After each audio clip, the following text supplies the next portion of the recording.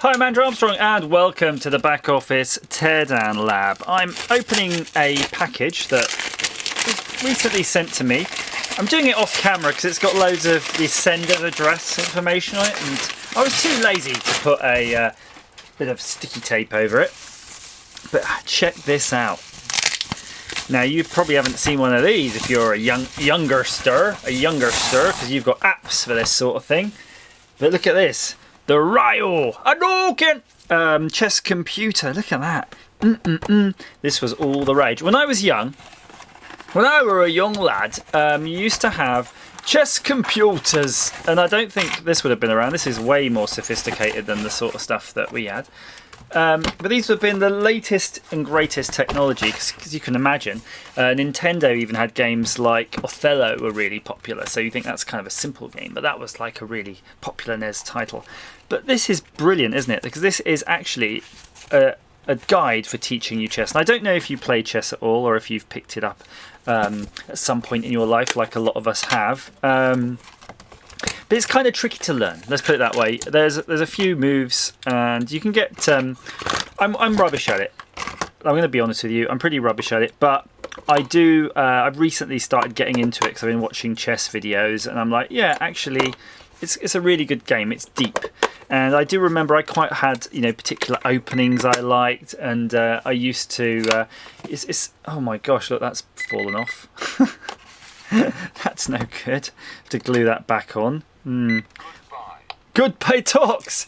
So what do I expect for sort of £3 on eBay? Yeah, you basically set up all of your pieces and you are attacking each other. And look at these pieces. Oh my gosh, I think there's a problem with the piece too, because I can see they're magnetic. I think that's how it must know where things are, but this one's missing a magnet. There's a spare magnet's come out. Oh my, that'll never do. Okay, and there's another spare magnet, so that's fine. I can fix that. It's almost like the glue has gone a bit tonto on this one, so it's sort of clipped in. Clip that back in. Give me a moment. I'm going to set the board up. Maybe I'll glue those in. I'll put a bit of hot glue on those. Let's set the board up and we'll take it from there, see what this bad boy can do. So you can see I've started a game now. It's Black's turn and they are doing, it says here they want you to move c8 to f5. So you just take their player, c8, and you basically push it down. Why isn't it detecting that? c8? What's happening? Have I screwed this up? To f5, where would be f5 to here? So I don't know. Oh, I've kind of messed it up. I'm going to try turning it off and then on again. Oh, off. Oh no, it's not letting me. Oh, it's because I jammed this button in. I just glued this panel back down and jammed the button in. Let's see if that corrects it. Okay, so now c8, good. f5, wow. So there's magnets in the game, which is kind of handy in case you knock it, but they're not actually used because as far as I can tell, you have to press on the actual piece. So, for example, if I were... let's have a little look-see here, see what we want to do. So if I want to move e2 to e4, you see I actually have to press the edge of the piece. So that's why I was a bit worried, because there's an odd piece here which is obviously from a different chess set. You can see there. This actually does have a magnet in it as well. It's just obviously from a different magnetic chess set. So there you go. It wants f5 to d7. So I just have to scan the board. f5 is here. It wants it to d7. And he's moving that back. He's retreating, the tricky guy. What I don't get is, though, I thought it might talk to you the move. Hang on, I'm just going to try to push the buttons. It does seem to be, I thought it'd be like telling you stuff, wouldn't it? G1 to E2. Is that me, though? It's my turn now, isn't it? Is it telling me G1 to E2? So I've actually turned off sound, it seems, there. But I did hear it talk at one point, saying something, like a legal move. I'll have to go through it to see exactly what's wrong. Oh, it's like I've swapped sides. So that's what I've done. So if you push move, clearly you can swap sides. C6 So you can just play it against itself. C6 to d4, and then although it's insane, let's just do it. I would move maybe e2 to d4. Let's take that one, and let's see. I think it's going to move either c5 or e5. Yeah, c5 to d4. So that's quite cool though, isn't it, how that works? But I think we'd like to have a look inside. I mean, chess computer. Oh, it did talk. Goodbye. So yeah, that is actually pretty cool. I think what I would do though is I'd probably print out a little card to show people how to set the board up. But then you kind of think that's in the book. Oh my word, that's a bad bag design. Would you want to carry the book around with it all the time? I think once you've figured out how the words, the basic moves work on it, you'd be all right. And just to show, it does have the special moves. I did castle there. You might have noticed that. Right. So it's just a bunch of Phillips screw bits. Anything in the battery bay? Well, we'll come to that if we need to. All the screws undone. Ooh, I like this. I like the way the lid comes off. I could have left the batteries in. That would have been awesome. Normally though, when you take the lid off something, all these wires are connected, aren't they, to the battery snap? But look. Ooh, there's technical information here. Let's have a look, see what we've got there. Okay, so that's the reset switch clearly there. There was a capacitor fitted, and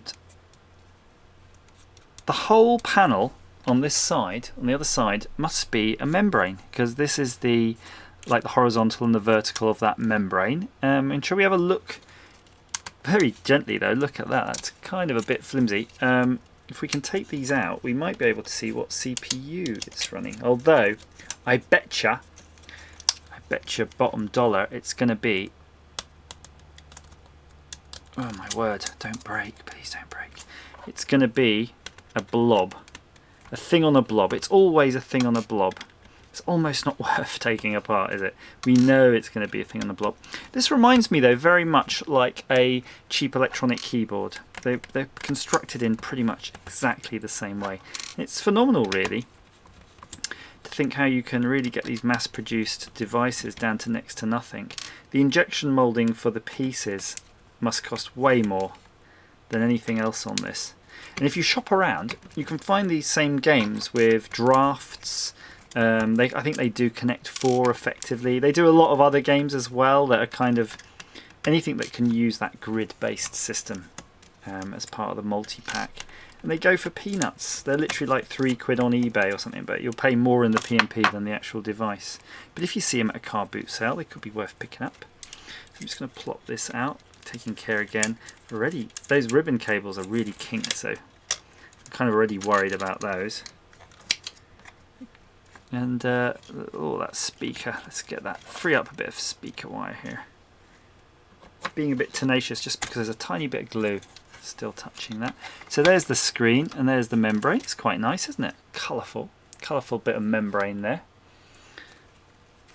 I'll pop that back. Obviously nobody's ever been in here before, and I'm going to flip that over. Wowee! Look at that. So the screen is held in with those, don't know what you call that stuff really. We have covered this and we have found out what this is, but it's basically connects the screen to the PCB through a conductive ribbon. But what's the really interesting thing is this module here, because that is the brains of the operation. There, look at that. It makes you wonder, you could replace that with maybe a modern Arduino or something, and you could do all sorts with it. But that's clearly how they differentiate between the different models and the different games that they support, and maybe different firmware, so they'll just pop that in. So really all I need to do is just pop it all back together, because we're not going to learn anything from a potted blob. But I would like to know, did you have any of the chess computers back in the day? Because I certainly remember having a very neat little pocket one, which was called the Kasparov something or another. And it worked like the pieces were like little pegs, and they literally pushed into the circuit board, and it must have had little contact switches inside. So there was no magnets, the pieces were tiny. It was like, imagine a travel chess. With little teeny tiny pieces, and they would have just really interacted directly, I think, with some contacts or membranes as they poked through. I'm having a bit of trouble getting this back home, and I think it could be because of that screen that I've just filled with a bunch of dust, so that's kind of annoying. Maybe I'll see if I can just get in there and get a little blow in there, I was watching the old Crocodile Dundee movie yesterday.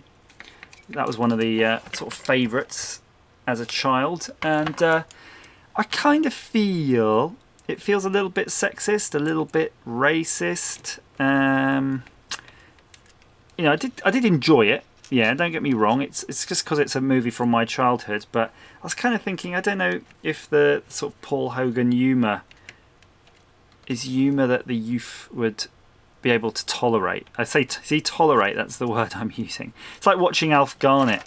You know the sort of background. You know what it's sort of satire, but a little bit on the nose, I think, for today's audience. So what's your views on Crocodile Dundee? Is that something that should be... I think I even heard they were talking about remaking it, and I can't think... How would they remake that? Would it be the guy who played Aquaman or something? Would that be their sort of character? But what would he do? Because you don't really want to go around killing animals, crocodiles. I don't think that was his thing. It was implied in the movie that he was a poacher, although he was... kind of pretty sure he wasn't. I mean, I don't even know if you could poach crocodiles. It's sort of one of those things that, you know, in like Florida or something, they'd be happy for you to get rid of all those alligators and things. So yeah, killing animals and saving women. That's basically it. But here's an interesting Crocodile Dundee fact for you. Did you know that I think I said like a fact, but then it's like a bit uncertain.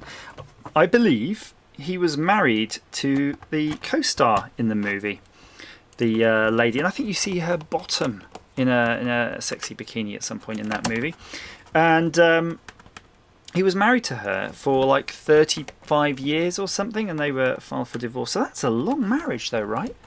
I was thinking about that, and I was like, wow. And there was loads of Crocodile Dundee movies. I wasn't sure if she was in all of them or not, but they were certainly, you know, married for a long time before divorce. And I haven't checked if Paul Hogan is still alive. He may well be. But it'd be interesting to find out what he's doing these days. Because when I were a lad, and we didn't get it so much in the UK, but I guess if you're in Australia or something, you would have. He had quite a good show that I kind of would say is a bit like, I don't know, the Kenny Everett show or something. It was just quite, you know, him doing little comedy sketches, playing characters, the usual sort of thing. And there we are, back to Chess Computer. So I did read something on the box along the side, by the way. It did say if you're in teaching mode, teaching mode, it would talk to you. So let's see. Right, I'm going to pretend there's pieces. Oh. Does it not detect them? Do they? Maybe it needs the magnet. Let's try that again.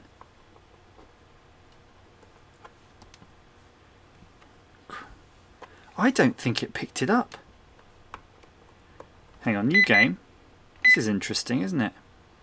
There's definitely nothing magnetic about this board. I can promise you that much.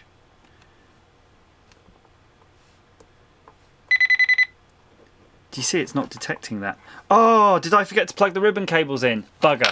Forget it. That's it. We're done. We're done, guys. As ever, thanks for watching. Oh, no.